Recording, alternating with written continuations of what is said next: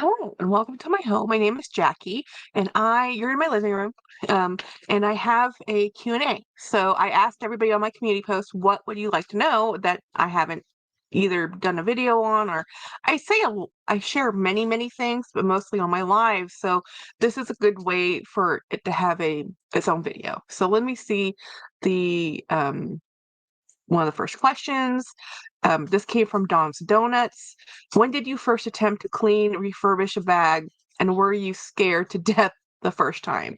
So the first time I did that I can really remember looking into doing a cleaning, refurbishing was actually I had been gifted a traditional speedy, and it had looked a little rough, and I didn't know at the time that this speedy wasn't authentic. I thought it was, and I was looking into all these videos of how to clean handbags, and I had already had handbags and I'd used them, and I knew to put conditioner on them, but I didn't really pay much attention, right?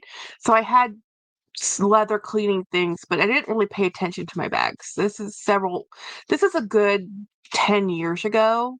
And this is 2024. So, you know, 10 years ago is when I really started looking to get into cleaning bags. And that's when I decided, okay, I have this vintage bag. I want to clean it. How can I clean this vachetta? I don't know how you say it. This untreated kind of raw leather finish. So I was actually very scared, because I never actually did end up. I did after watching many videos, and the condition of this bag was so bad anyway. And this is before I knew anything about anything. Um, I was like, "Well, that makes sense." It never made sense to me that people were so concerned about the coated canvas when coated canvas is essentially a plastic coating on top of the cotton. You know, if you're lucky, it is a cotton textile. So it's a textile with coating, right? So I was watching this one person's video, and I can't remember his name anymore, but he put he used Armor All, which is a vinyl cleaner for cars, on his Louis Vuitton. And I'm like, well, that makes sense. So I started doing that. It works great on a coated canvas. And then I started looking at refurbishing videos, and I found Beto's Leatherworks, and I just binged all his videos, and I found down the rabbit hole I went. And then I had always wanted vintage Coach bags, but I didn't want to actually, well, they're vintage, and this is 10 years ago. So they were beat up, and at the time you can get them for 30, $50 all day long every day. So I would get up beat up bags, and I would try and restore them, and it was a little bit of a hobby because I bought them to use them myself. I was looking for the classic stewardess bag that Coach had made. I wanted it in the blue. I never did find one in that chambray blue color. I found many other bags. And then I've watched when I went into the cleaning video YouTube, because before 10 years ago, I didn't watch YouTube. I wasn't on YouTube. I didn't watch it. I didn't look at it. And I said, I wonder how I could clean this bag. And my husband said, well, why don't you just look on YouTube? How-to videos were all over YouTube. So I said, okay, well, how to clean my vintage Louis Vuitton. And, I found a bunch of videos. I found Autumn Beckman, and here we are. 10 years later, I'm on YouTube myself with my own channel. So I still wasn't really into YouTube. I really wasn't consuming much. I really wasn't watching it very much. I wasn't in the luxury space or unboxing space. I was very busy living my life. So I cleaned up some bags. I got more bags. I got more supplies. I found Phoebings as a product to use. I like it's right here, actually. I've been using this one since I've bought. This is the first one I've purchased, and since I have been using this, this is what's left. This is down to like here at this point, and this is 15 ounces. This is a So as soon as I started cleaning and protecting my leather, I just went all in and I started cleaning everything and protecting everything. I did my shoes first, and then I went and found all my leather bags, and then I realized, oh, this is dry. I should, and then I found out there was different types of conditioner, not just a wax base. So I went and looked for cream based, and I went to Bickmore, and I went and bought leather honey, and I bought all these. I mean, if there was a advertising for a leather conditioner, I tried it. I was like, well, what about this one? And what about that one? I wasn't really into the cleaning of the leather yet. I was more just conditioning, realizing that a natural material does need conditioning. That helped me go down that path. And from then, I just kept on going. So now I'm not afraid. I have made mistakes. Not everything is a success. I have used the wrong conditioner on the wrong material and ruined 2 bags to date, 2 bags. But it's nice to try something, and then if you ruin them, you ruin them. These are bags I'm buying thrifted. They were already ruined when I got them. They were already old and unloved, and I bought them and re-loved them. I still have them. One day I might be able to fix them, but they're still in the wings. They're still in the wings. I have lots of project bags. So Dawn's Donuts asked another question. What is your absolute dream bag and why? Well, before I met Craig, my dream bag probably was an Hermes Bolide because I love a dome bag. I would love one in blue. I just would like to see one and touch one. Now, this is a dream bag. I've never actually seen one or touched one. So I don't know in real life would I love this bag. But then I met Craig, and then I met his Birkin 40. And that was true love. And it wasn't so much that the leather was exquisite, which it is. It wasn't so much the design was amazing, which it is. It's the construction. And when you're a geek about construction and how things are made and looking at design, and I am not a designer. I am not stylish by any means. I live my life in Temu dresses. I wear polyester. This is the coolest shirt I have is a Ralph Lauren basic tee, right? So I am not that girl when it comes to style. But I have friends that are, and they are awesome. And he let me see his bag, and when I saw how that bag was made, I want that bag. I just want that bag. I want that bag just so I can show everybody on YouTube, my friends, my family, this is why this bag is amazing. It's not that the style is just the only boxy flat bag you've ever seen. It's not. It's not the end all and be all, but somebody who's done stitching her whole life. I'm a needle pointer, embroiderer. I do cross stitch. Cross stitch is my least favorite. I tend to do more needlepoint, but I've done a lot of embroidery. Working and perfecting a stitch is like a lifetime hobby, and to see somebody handcraft the Birkin, because the Birkins are hand stitched, and they have to be because of the thickness of the leather. Leather that thick, you can't. It's not like machine can just do that. And to be straight, the tension perfect, the I can just go on and on and on about how this is constructed. If this was just a man-made bag, like as in machine stitched, it's fine. Machines can make straight stitches all day long. People, people, that's hard. I was like, wow. So my dream bag really is a Birkin someday, somehow, maybe. I don't know. I'm too my heart is too fickle to just to commit. And Hermes is a commitment. And I probably would never do the I don't live really near any. I mean, I think there's a Hermes store up in Austin, which is like an hour or so from me, but I've never been in it. I don't have the money bankroll to do the journey or whatever. So honestly, I just save the dollars and buy it pre-loved if I could, because it at least I would be able to get one, you know? So anyhow, let's see. So Lisa asked a question. Lisa Mahan. She says, "Hey Jackie, love your catching up on all your lives. 2 questions. Have you ever had considered getting a Fry Company leather bag?" Well, I'll answer that first before I read the next one. Yes, many, many, many times. Fry, which is Frye, fabulous leather, amazing shoes, great boots, great jackets. They have bags. They're fabulous. They tend to be a little pricey on the casual side, still gorgeous. I have considered it. I've looked at them many, many, many, many times. The first time I ever saw a Fry product was actually in Nordstrom's when my sister worked at Nordstrom's like 20 years ago or something. I can't remember. Yeah, I think they were the boots. And when I saw the boots, I was so impressed with the leather. I was like, this is a great quality leather. So let's see. They are mostly known for boots, but they have a lot of bags too. I've had their Melissa tote once and enjoyed it, but it did end up selling it. Yeah. You know, not everything's forever. And that's the thing. Like you use a thing for a season and you move on. Sometimes that bag works for you. Sometimes it doesn't work for you. Sometimes your needs change. Um, so here's her next question. I know you've been really enjoying your Pochette Matisse, but if it surprises me because it has a couple compartments, are you changing your mind about those kinds of bags? No. I love the Pochette Matisse because even though it has a divided compartment, and I'll show you. Oh, actually, I can't. I have that bag in my other room. The Pochette Matisse, the way it's divided is it's a larger compartment with a smaller front pocket.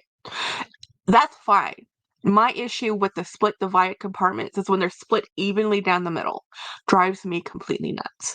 I don't really use those second compartments. I use the main compartment and I kind of forget that front compartment's there. So I'm using that. But so I want the Coach tabby. I hate the way the Coach quilted tabby is divided right down the middle. Now I understand structurally that it needs to do that because it's pinched on the sides and then it has a long, because the soft squishiness of that bag, it it's not a boxed bag. It's just it's an oblong baguette, and it's wide enough that it needs to have that split in there so it can hold its shape. I get why they've done it, but the original tabby, which was a different leather construction, not the quilted tabby, was actually a main compartment. But it restricts your size and what material type. So I get why they've done it. I know why they've done it. It doesn't mean I like it, you know. So yeah, I'm not changing mine, but the Pochette Matisse is my end all be all favorite bag. Favorite bag. A lot of people are like, that doesn't fit a lot. I don't carry a lot. I have shoulder, neck, back, disc issues. It's really what I should carry. um, so Maya Alexis asks, how many bags do you buy a month on average? Do you have a monthly bag budget? No and no. Well, so I don't have a monthly quota of bags I purchase. I don't have a real bag budget. I can comfortably spend $200 without thinking about it. I spend way more than $200, so it's not comfortable. Um, it's a feast or famine type of deal. So when I can find a lot of things at a great price, I just buy them. And then there'll be times when I don't buy anything. Lately, it's been nothing but buying because the pre-love market has gone, wow. Like people have been purging their closets. And I'm like, yes, I'll take that. Yes, I'll take that. Yes, I want that. Because I love a good, well-made leather bag. It doesn't have to be a new bag. I don't really want new bags. Last year, 2023, I bought a lot of new bags. 2022, I bought a lot of pre-loved, re-loved bags, and I sold bags. I sold 60 bags, but then I bought 30 bags, and that was in like a year. And then I've far surpassed that now. And then I started YouTube, and then I started showing my bags. And then because I'm always looking at bags, I would find more bags. And this year has been like found everything. I'm like, yeah, I'm at maximum capacity for storage. So I'm at the point where I'm going to have to be more picky, a lot more choosy. And I've actually having to sell some bags, not because I want to, because I have no space. And I love those bags. But I have some bags that I've been selling on my Poshmark, which is listed in my description box. Things come and go all the time. These are bags I've had for years. Either bags I get I get immediately and say, okay, these don't work for me, and I know immediately, then I'll sell them. Or bags I've had for years and years and years, and I know that I've moved on and I'm not going to use them. Or I have a collection tendency, so I collect them doesn't necessarily mean I use them. And since I have so many bags now that I love using, I just can't collect bags to collect bags. So no budget, not really. No average purchase, not really. Um, Don't ask, have you used Apple Guard on any of your bags? If so, how did they turn out? So I've never used Apple Guard as a product. Apple Guard is a protectant. The one I do use is this one. This is Caramel Carbon Pro, and I can read to you what this does. So it's a high performance protectant for all materials, innovative carbon technology with long-lasting effects against wetness and dirt. After the application from a distance of 12 inches, a resistant, breathable, net-like structure of polymer chains develops. Water drops roll off perfectly, allowed to dry, polish smooth leather or roughened suede leather afterwards. Effective and long lasting. So this is a protectant that you can put on your I use this mostly on my canvas textile bags, but it can be used on leather. And it's just so, and you should use it like once a year. Honestly, you just refresh it once a year, and it's fine. It's great. It just helps if there's a little bit of rain, a little bit of dirt, it scuffs out right off. It just gives that little bit of barrier so whatever spills can have a second to get off. It's not going to protect it like if you soak it in something, but with that little bit of space, oh, and then you brush it off and it's good. That's what that does. I haven't used Apple Guard, but that's my version, and it's the same thing, same type of item. Mm. Jennifer asked, how did the suede cleaner look? It looks great in the photos. So I have two different suede cleaners, and the one I was using the other day is this one. And this is actually from Angelus, and it's called Foam Tex. And this is meant for shoes, clothing, hats, purses, bags, furniture, and more. So this is a foaming cleaner that's great for so you want to shake well before using. Use a brush to remove excess dirt. Pump foam directly onto affected areas. Use a soft bristle brush. Work the foam into circular motions. Wipe clean using a microfiber towel or terry cloth for suede, nubuck, and other nappy leathers. Allow the surface to dry completely. Loosen and raise the nap. So this is awesome. So there's a couple ways you want to clean suede. Now this is an actual cleaner, but really what you want to do first with suede is do two things. You want to use on suede I use a nylon brush, and then I brush all the loose dirt. Then you use a rubber eraser, and there's other rubber silicone tools you can use.